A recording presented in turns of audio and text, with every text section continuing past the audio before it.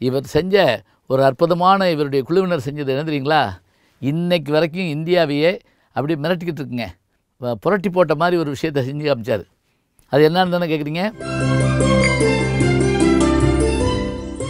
வேற ஒன்றும் இல்லைங்க, வாக்குப்பதிவு எந்திரம்.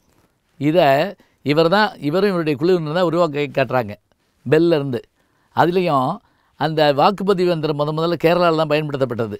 அப்படி பயன்படுத்தப்பட்ட போது அது எப்படி நடந்தது, அது முதல் ஓட்டு போட்டப்போ என்னாச்சு, திக் திக் என்று அடித்து கொண்டு நாங்கள் உட்கார்ந்திருந்தோம். முதல் வாக்காளர் வந்தார், அந்த சுவிட்சை அழுத்தினார், ஒன்றும் நடக்கவில்லை, எங்கும் மௌனம், தொலைந்தோம் என்று நாங்கள் நினைத்த போது அந்த விளக்கு எரிந்தது, முதல் ஓட்டு பதிவானது. வாக்குப்பதிவு எந்திரம் இன்றைக்கி இவ்வளோ பெரிய இந்தியாவில் இத்தனை சுலபமாக தேர்தல் நடக்குதுன்னா அது காரணம் நம்முடைய எழுத்தாளர் சுஜாதா அவர்களுங்க. நல்லா பாருங்க, அவர் அடிப்படையில் அறிவியல் விஞ்ஞானி.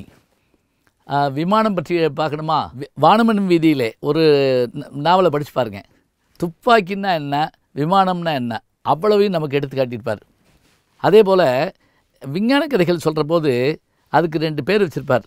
ஆத்மா அப்படின்னு ஒரு பேரும் இன்னொரு பெண் பேரும் இருக்கும். இந்த 2 பேரை வச்சுட்டு தான் கதைகளை சொல்லுவார்.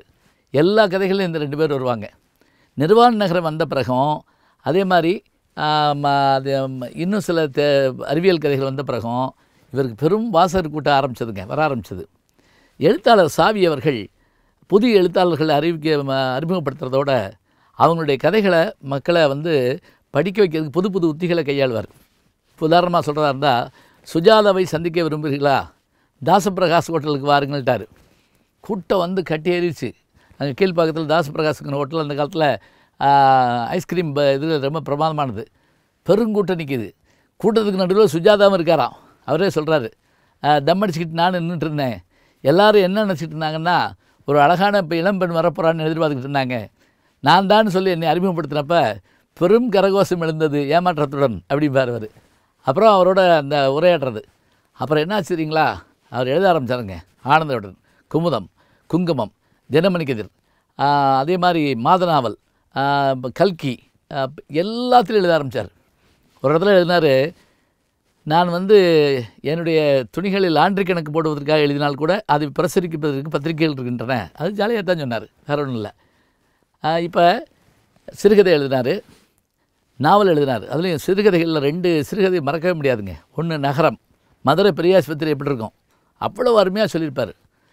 நான்லாம் மதுரைக்காரன்னா, ஆனால் எப்படி அவர் பார்க்குறாருன்னு நம்மளால் பார்க்க முடியல. ஜவுளி கடல் அப்படின்னு கடைன்னு போட்டு அப்படி அடித்து கடல்னு போட்டிருக்கோம். அதை எடுத்து காட்டியிருப்பார். அதே மாதிரி மாபலின்னு ஒரு கதை, அதை சாதாரணமாக நம்ம கொண்டு போக முடியாது, இந்த மாபலிங்கிற கதையை. இன்னொன்று 1,00,000 புத்தகங்கள். அடையாப்பா, அதெல்லாம் யாருமே படித்தது இல்லைங்க.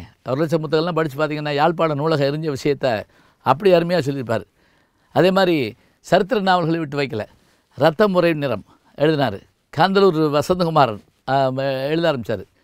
நாடகங்கள் பற்றி சொல்கிறதா இருந்தால் 10க்கும் மேற்பட்ட நாடகங்கள் எழுதிப்பார். குறிப்பாக பூர்ண விஸ்வநாதன் அவர்களுடைய பூர்ணம் தேட்டருக்கு இவருடைய நாடகம் அப்படி பொருந்தி போகும். நரேந்திரனின் வினோத வழக்கு, கடவுள் வந்திருந்தார்.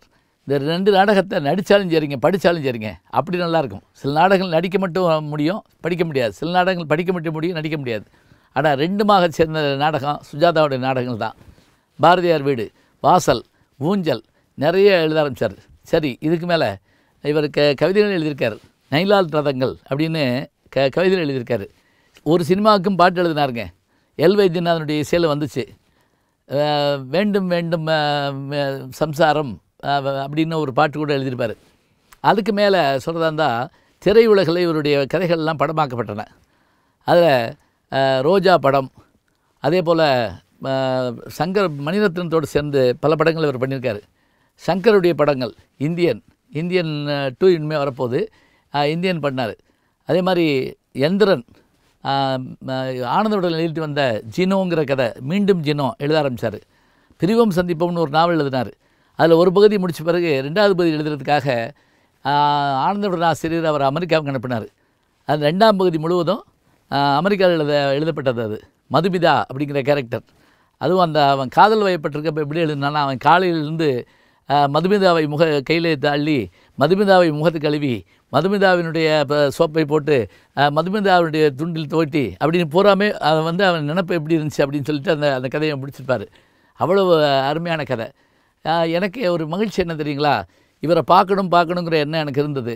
பெங்களூர் கூட போகலாம்னு இருந்தேன். ஆனால் ஒரு வாய்ப்பு எனக்கு காவியா சண்முகசுந்தரம் அவர்களோட கிடச்சது. நான் போயிருந்தேன். பெங்களூரில் இருந்தவர் அவர் முதல்ல, அப்புறம் சென்னைக்கு வந்துட்டார் கடைசி காலங்களில்.